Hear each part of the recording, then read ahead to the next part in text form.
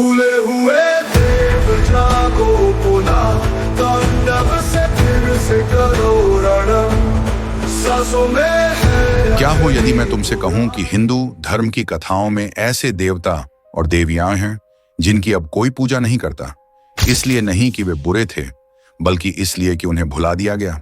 इस दृश्य में हम न विष्णु की बात कर रहे हैं, न शिव की, न देवी की।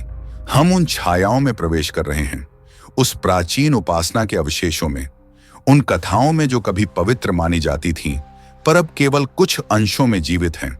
जनजातीय भजनों में, अधजली पांडुलिपियों में, स्थानीय कथाओं में जो कभी मुख्य धारा में नहीं आ सकी।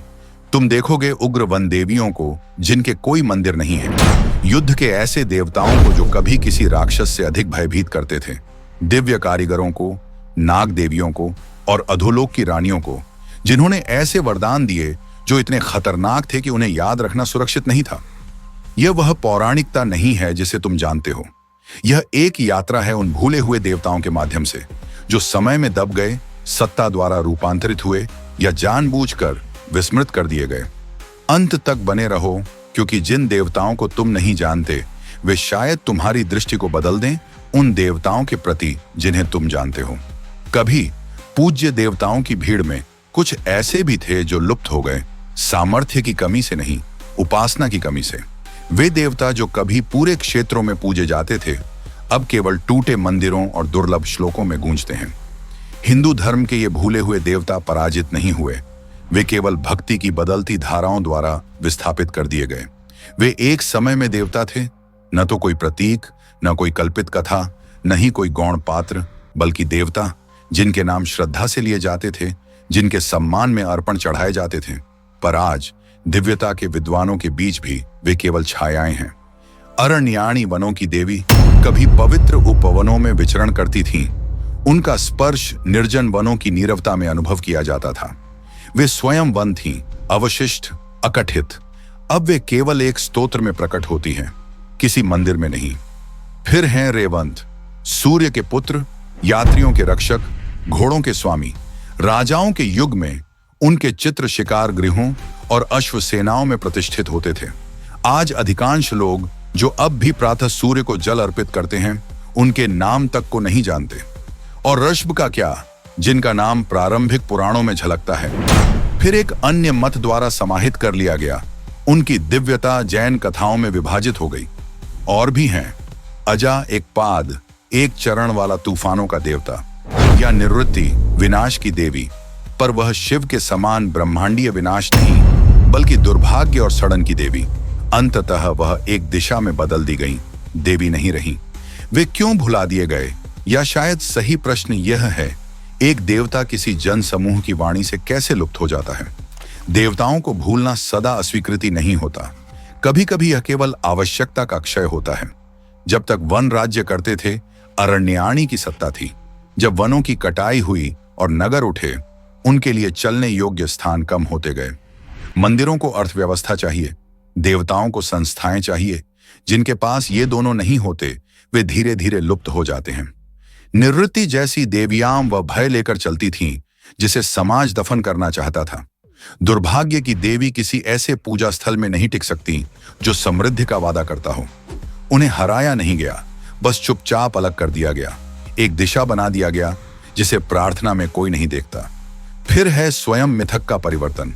जब वैदिक स्तोत्रों ने पौराणिक ब्रह्मांड को मार्ग दिया, कथाएं पुनः लिखी गईं। अल्पज्ञात देवता या तो समाहित किए गए, या नाम बदल दिए गए, या प्रतिस्थापित कर दिए गए। रेवंत का रथ छिन गया जब कृष्ण अपने रथ के साथ उभरे। अर्षभ, जो कथाकारों के लिए अब रहस्य नहीं थे, उन्हें जैन परंपरा ने पूर्णतः अपना लिया।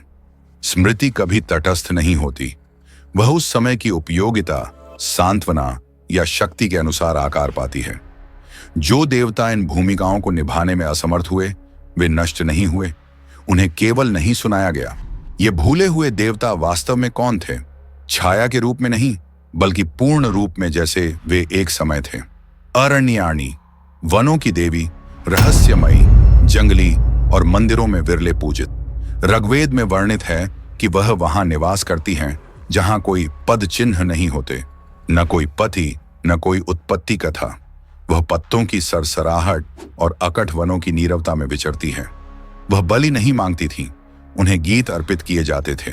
जैसे जैसे नगरीकरण बढ़ा, पवित्र उपवन विलीन होते गए।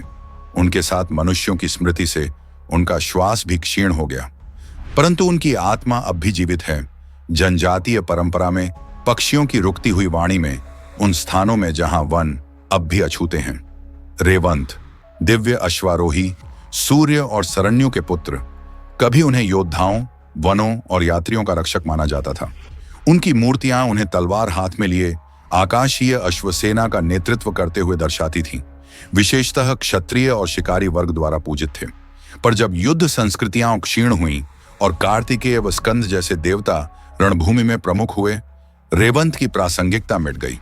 वह कुछ जैन और क्षेत्रीय चित्रणों में अब भी मिलते हैं, पर नाम के रूप में वह सामान्य भक्ति से लगभग विलुप्त हैं। अज एक बार अर्थात अजन्मा, एक चरण वाला, वेदों में एक रहस्यमयी स्वरूप, संभवतः रुद्र का रूप या बिजली अथवा ज्वालामुखी शक्ति का मानवीकरण, एक आदिकालीन तूफानी बल के रूप में प्रतिष्ठित, उर्वरता और अग्नि से जुड़ा। वे विरले और सदैव रहस्यपूर्ण रूप में प्रकट होते हैं। पुराणों को नहीं जात था कि उन्हें कैसे समझें। कोई कथा नहीं बनी, कोई उपासक नहीं उभरे। समय के साथ वे ऋग्वेद में एक टीका मात्र रह गए, पूजित नहीं, केवल विवेचित। निवृत्ति, आपदा की देवी, विनाश का वह स्वरूप नहीं जो परिवर्तन लाता है जैसा काली करती है, बल्कि पतन, दुर्भाग्य और ऐसी मृत्यु जिसे कोई महिमा प्राप्त नहीं। वह उन क्षेत्रों की अधिष्ठात्री थीं जिनसे समाज भय खाता था। रोग, अकाल, व्यवस्था का विघटन। उनका स्थान दक्षिण पश्चिम था, उनका रंग काला, उनका वाहन एक मानव शव। कभी उन्हें आपदा निवारण हेतु पूजाएं अर्पित की जाती थीं, पर एक ऐसा समाज जो केवल समृद्धि चाहता है, वहां सोने के मंदिरों में उनके लिए स्थान नहीं था। उन्हें पराजित नहीं किया गया, केवल एक दिशा बना दिया गया जिसे पूजा में कोई नहीं देखता। फिर भी वह अब भी विद्यमान है, भय में, लोक कथाओं में, चेतावनियों में। राशब, ऐसे देवत्व का प्राचीन रूप जिन्हें बाद में जैन धर्म के प्रथम तीर्थंकर के रूप में प्रतिष्ठा मिली। प्रारंभिक ग्रंथों में वे एक दिव्य तपस्वी के रूप में प्रकट होते हैं, सांसारिक सत्ता को अस्वीकार करने वाली एक पवित्र सत्ता। भागवत पुराण तक उन्हें विष्णु के अवतार के रूप में मानता है, यद्यपि एक ऐसा अवतार जो संसार को ठुकरा देता है। समय के साथ हिंदू परंपरा ने उन्हें जैन दर्शन को सौंप दिया, जहां वे फलते फूलते रहे। अन्य देवताओं के विपरीत ऋषभ विस्मृत नहीं हुए, वे स्थानांतरित हुए। फिर भी मुख्य धारा की हिंदू चेतना में उनकी कथा अस्पष्ट रह गई, स्वीकृत नहीं, न ही स्मरण में दृढ़। अतः ये भूले हुए देवता वास्तव में मिटाए नहीं गए, वे छिपाए गए, किनारे रखे गए या प्रतीक्षा में हैं।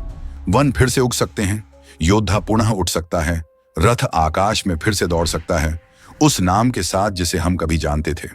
त्वष्टा, वैदिक युग के दिव्य शिल्पकार, विश्वकर्मा से पूर्व के स्वर्गीय कारीगर, देवास्त्रों के निर्माता, सरण्यों जैसे प्राणियों तथा वृत्र जैसे दैत्य के पिता।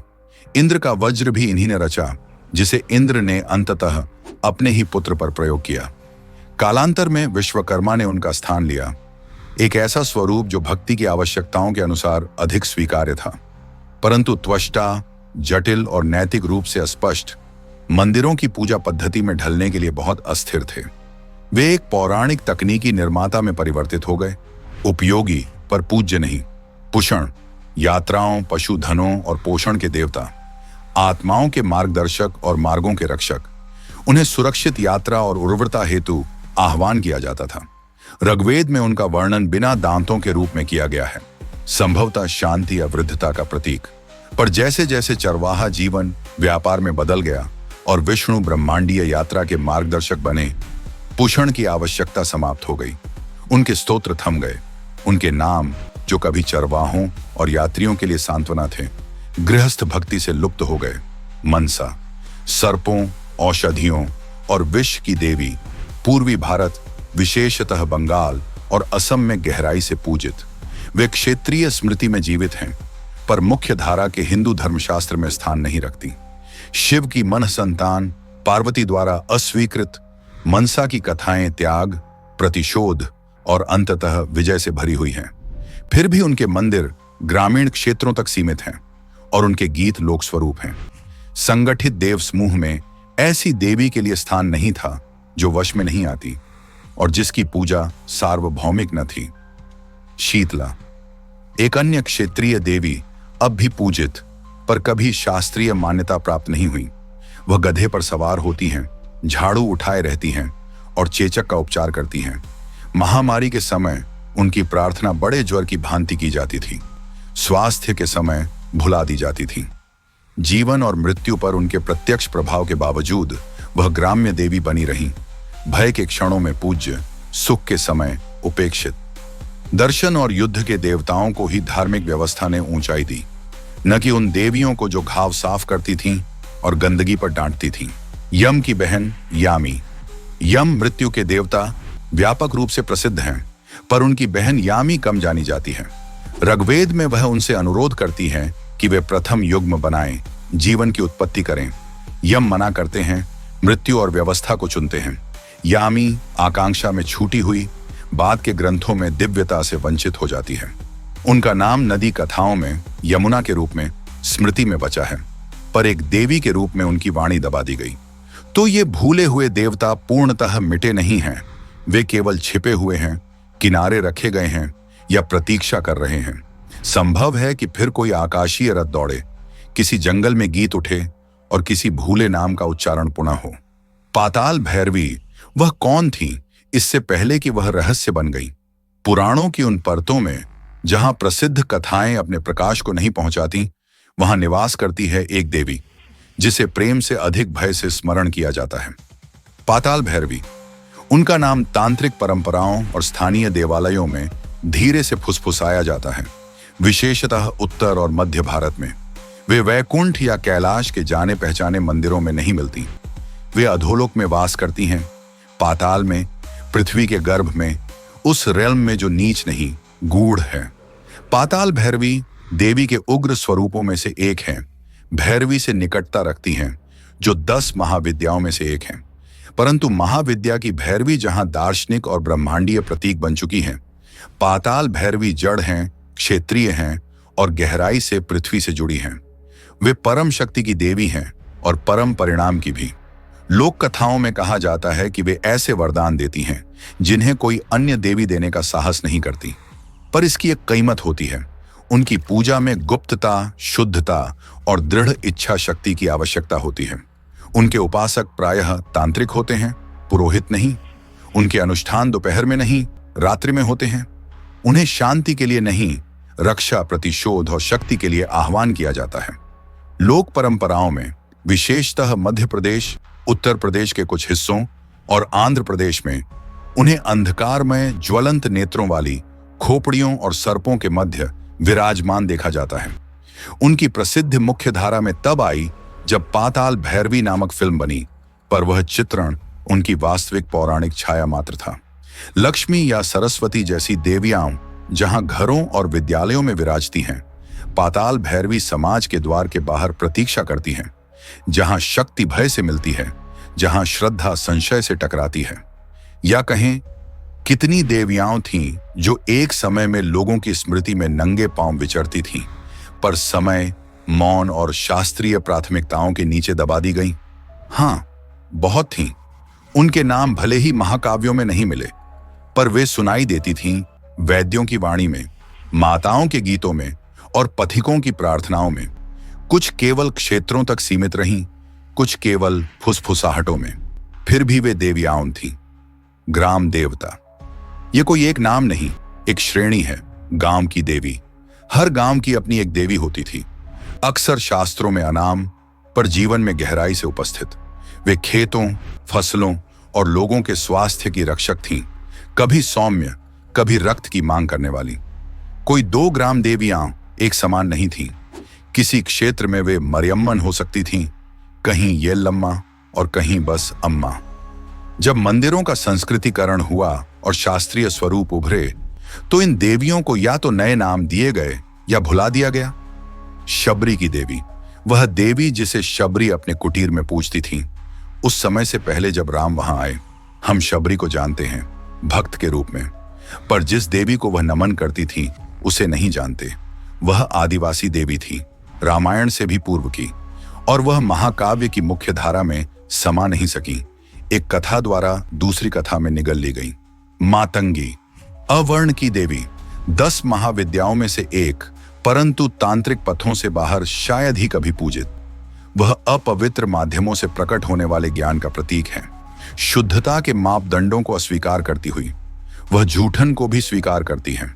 एक जाति परक समाज में ऐसी देवी कैसे पनप सकती थी? वे आज भी पूजित हैं, पर सीमित मार्गों में, सीमित स्वरूपों में। रेणुका थी परशुराम की माता, जो कभी उर्वरता, नदियों और स्त्री शक्ति की देवी मानी जाती थी। उन्हें उनके पुत्र ने उनके पति के आदेश पर शिरच्छेदित किया। वे पुनर्जीवित तो हुई, पर लघु कर दी गई। उनकी पूजा अब भी कुछ क्षेत्रों में जीवित है, विशेषतः कर्नाटक और महाराष्ट्र में, पर उनकी भव्यता पुत्र की कथा के नीचे दब गई। चामुंडी थी, उससे पहले कि वे दुर्गा में समाहित कर दी जाए, क्रोध की देवी, जिन्हें लाल जवा के पुष्पों और उन्मत्त नृत्यों से पूजा जाता था। वे इतनी उग्र थीं कि बिना शमन के उन्हें समाहित नहीं किया जा सका, इसलिए उनका नाम बदल दिया गया, उन्हें जोड़ा गया और शुद्ध कर दिया गया। और कोत्रवई थी प्राचीन तमिलक की युद्ध देवी, जो बाघों के साथ दौड़ती थीं और विजय या मृत्यु की मांग करती थीं। वे शिकारी, योद्धाओं और उन्मुक्त स्त्रियों की अधिष्ठात्री थीं। समय के साथ उन्हें दुर्गा और काली के स्वरूपों में मिला दिया गया, पर अब उनका नाम अधिकतर संगम साहित्य में जीवित है, मंदिरों में नहीं। सिर्फ देवी होना पर्याप्त नहीं है। एक देवी के रूप में टिके रहने के लिए आवश्यक है कि उचित समय में उचित वाणी से तुम्हारा स्मरण किया जाए। और अब जैसे कोई प्राचीन व्रत समाप्त होता है, यह संदेश भी पूर्णता की ओर बढ़ता है। हमें आपके विचार जानने की इच्छा है। क्या यह वीडियो आपके भीतर कुछ जगाता है? क्या आप और जानना चाहेंगे? कृपया अपने विचार टिप्पणी में साझा करें और इस ज्ञान को आगे बढ़ाने हेतु लाइक और साझा करना न भूलें।